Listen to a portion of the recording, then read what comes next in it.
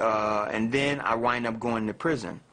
I went to prison, did 6 years and 8 months, but close to the end of my sentence, I had about a year or 18 months left, and I read a book about not-for-profits. So I decided that they were nice to do to give back to the community when I went home, because I did so much stuff to wreck it, you know. Talib and I are both from the streets. We both grew up in rough neighborhoods. We both know what it's like to be in this situation. I was raised poor, he was raised poor. We understand this. So for us, this is like a second nature to be in this neighborhood talking to people about these problems. He was an ex-drug dealer. I didn't go in this neighborhood, you know. So he's been known here as a good guy and known here as a bad guy, which that shows these youth that they can change, that they can move forward past these glass ceilings that they feel that have been placed in front of them. They can transcend that. And that's what's important about being here in this neighborhood. That's what's important about us working together. They see a black man and a white man working for the same exact cause in the same exact neighborhood and not having any racial barriers between us. So why should we let them build them between themselves?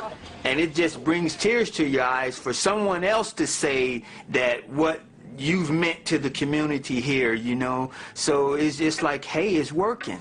It's working, man. It's working. Down here at the Thrift Center, I basically go through the donations and separate it between men, women, and children and housewares. And then we hang it on the racks up here. Nothing has prices. It's kind of what you can pay. It happened just last week. We had a man that was coming down here looking for jobs, and he ended up, you know, getting clothes for interviews and was just really taken aback by how generous Talib is down here and spending his time to do this. And he started to learn about Islam, and he actually took his shahada like a week ago.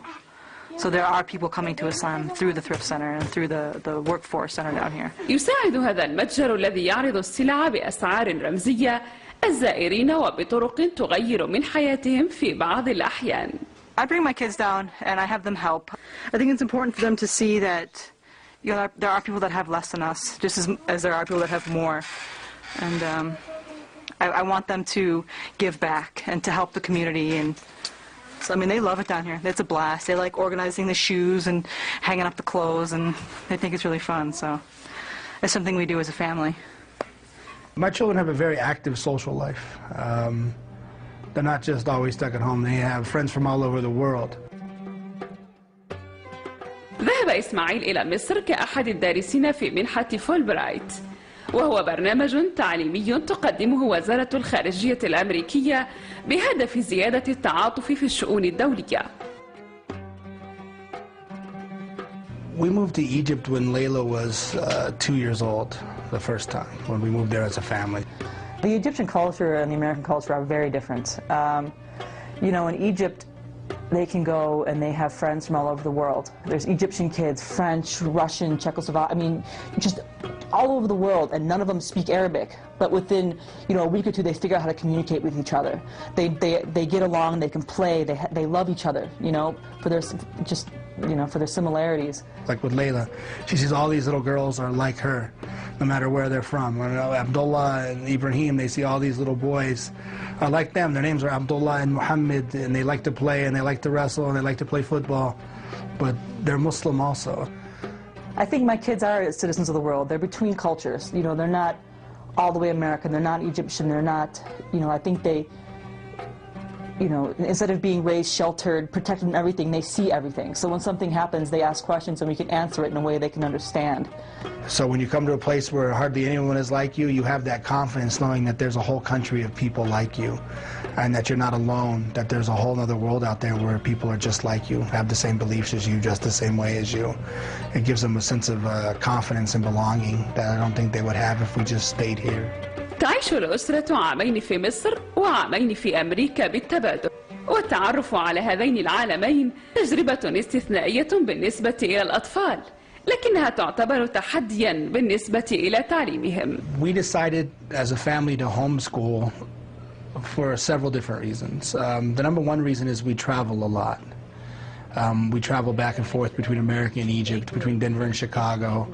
So it was a natural and easy way for us to make sure they have the same education that we had received when we were children, and a way that fits into our lifestyle. Another reason that we did it is because there's a lot of things in America that we don't want our children to be introduced to at an early age. We explain these things to them. They're not naive. They understand that there's gangs and there's drugs and there's this and there's that. They understand that. So we decided that the best thing we could do is keep our children home with us and give them a foundation, give them a base of morality that we want them to have. And then when they're old enough, when they understand what's going on around them a little bit more, then put them in with everybody else. But to throw them in there right away before they learn how to swim would be dangerous for them and for our family. So I get to enjoy those moments of sitting with my daughter, letting her realize that light bulb moment when, like, I can read, you know, and having her struggle from sounding words out to being able to read major books and explain to me what's going on. They're covered with the smooth, thin scales. They are covered with a smooth, thin scale. They move slowly and camouflage. I want my daughter to be an OBGYN, a gynecologist, obstetrician. And it's because a lot of people complain that they have to send their wives and daughters to a male OBGYN, but then they don't let their daughters go become doctors. And they don't encourage their daughters to become doctors. So how do they swim? Do they swim like this or they swim like this? لكن بعد المدرسة هناك دائما اللعب.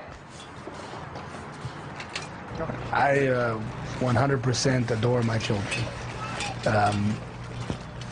They are, you know, 1/3 of my world, you know, so whenever I get a chance to roll around with them on the floor or run with them, play with them at the park or push them on a swing or do anything, teach them something, anytime that I can have interaction with them, I try to rush to it and take as much advantage of it at that time as I can, because they're only going to be 7 for a year. They're only going to be, and then they move up, they grow up, and then they have families of their own. So I try to take every opportunity I can to just learn from them how to be young again, learn from them how to smile, you know, from the heart, not just smile from the face, but from the heart.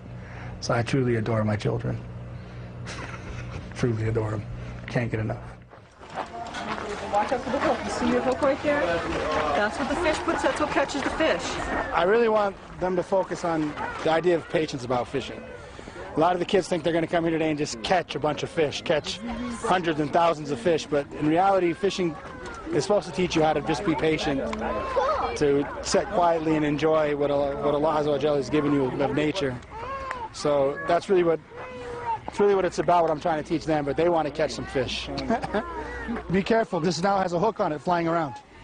إن الطريقة التي يربي بها جينيفر وإسماعيل أبنائهما تعكس الطريقة التي اختارا أن يعيشا بها. It's funny, I think people look at me and they're like, oh, she's so religious, and I don't consider myself religious.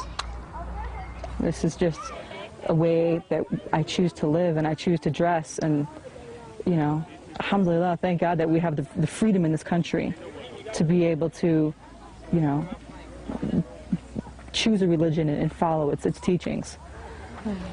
I'm just like any other American, except for I pray 5 times a day. I worship Allah alone, and I dress different.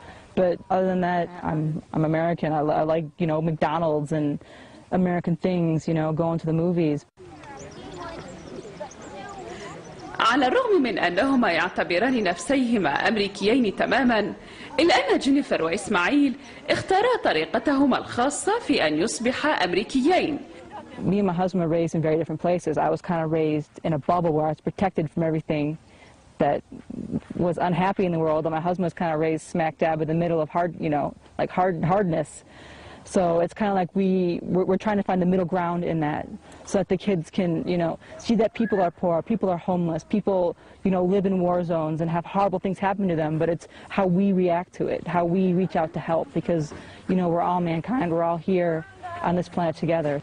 So I think we're always constantly looking for other ways we can reach out and we can help, and if there's people in need, we try to do what we can. Hey. Woo. Charity is of no real value without love and sympathy. To give to somebody, then you got to have some love for that issue, whatever issue it may be. And it is a model that could go all over the world for social change. And to also introduce people to this beautiful way, which is Islam. Yeah, you can take one. How could I not want for my fellow human being to have shelter, to have happiness, to have food? Yeah. How could I not want for a Talib to be successful if I want myself to be successful? How could Talib not want for me to be successful if he wants himself to be successful? Right. So to truly live by that value, to truly put that into everything that you're doing, then everything we do becomes an act of worship. Everything we do becomes for the sake of our Creator and our Sustainer. We can't truly call ourselves Muslims unless we want for each other what we want for ourselves. And this has to spread through the whole society. ومن خلال الأعمال الخيرية يسعى إسماعيل وجينيفر وطالب دين ليصبحوا ممثلين يقدمون انطباعا إيجابيا عن الإسلام. Our demeanor should always be one that we realize in America that we are ambassadors to a whole 1.6 billion people who don't live here. Yes. So when we're at the grocery store, we're possibly the only Muslim that people will meet. So we have the only chance to influence that person about how they think about Islam. It's a beautiful thing because before we came in the store, they didn't know anything about Muslims, you know, and then we come in, they're like, well, wait a minute, there's this American couple that comes in and their kids are friendly and they're kind and they're nice. And so, you know, I think we can change the way people think just by being ourselves and being friendly. So we have a bigger responsibility living here than, say, in Algeria or Egypt, where a majority of the people are Muslim. It doesn't need to be demystified. People know what it is. But here we have to be that education revolution that get people to become more interested in Islam and to forget the stereotypes and to take people one-on-one. I believe that America was founded on people being different and having a different way of life, a different way of living. And I believe most Americans, especially in Colorado, are very accepting of people being different and having a different way of living and a different way of walking and a different lifestyle choice. The worst thing you get is stares. Maybe someone might say, go back to Iraq or something like this. But one time when someone said, go back to where you're from, and I said, where, Manhattan? You know, I kind of get, if you buy the ticket, I guess I'll go to Manhattan. Just recently I got in touch with like a lot of my old friends, and I told them that, you know, I'm Muslim now, and, you know, these are my children, and we kind of live abroad. And you know, a lot of them were really happy, and they're like, you know, you have a beautiful spirit, and we're really glad that you found something that you're happy with and fulfills you, because they saw that I was hurting and I was lost. And to now see that I am fulfilled and happy, and, you know, just, they're happy to see that. They're happy to see that I found happiness. إنها حياة مزدحمة وتتضمن إقامة الأسرة والعمل مع المحتاجين والتدريس في المنزل ونشر رسالة الإسلام. My husband's my best friend, whereas for us, you know, we're best friends. I have a handful of friends outside my marriage, but, you know, my husband is the one I go to with everything. My best friend is my wife. Without a doubt, my best friend is my wife. It is worth reading this verse over again and reflecting on its meaning. There's not a thing that happens in my life on a day-to-day basis I don't share with her and express with her and want to get her opinion back on. You know, she's my best friend, my counselor. You know, if I have a problem, I go to her with it, and then she gives me her opinion, which is sunnah to Rasulullah sallallahu alaihi wasallam. At the Treaty of Hudaybiyah, he went to Salama and he asked her, the Sahaba weren't listening, so he went and asked her, what should I do? And she said, sacrifice and take off your ihram. And so he went and did it, and all the Sahaba did it too. So this is sunnah to consult your wife and to ask her and to be like this. So she definitely is my best friend, and she's the person I spend most of my time with is my wife.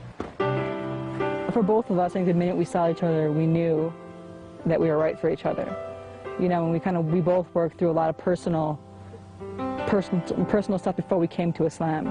And then you know, once we entered Islam, we've been kind of growing together. And, you know, inshallah, God willing, we can stay on this path together and raise our kids with it and show our kids the peace that, you know, we found in Islam, and they can have that peace throughout their life. You know, Muslims, we need to not keep it a secret.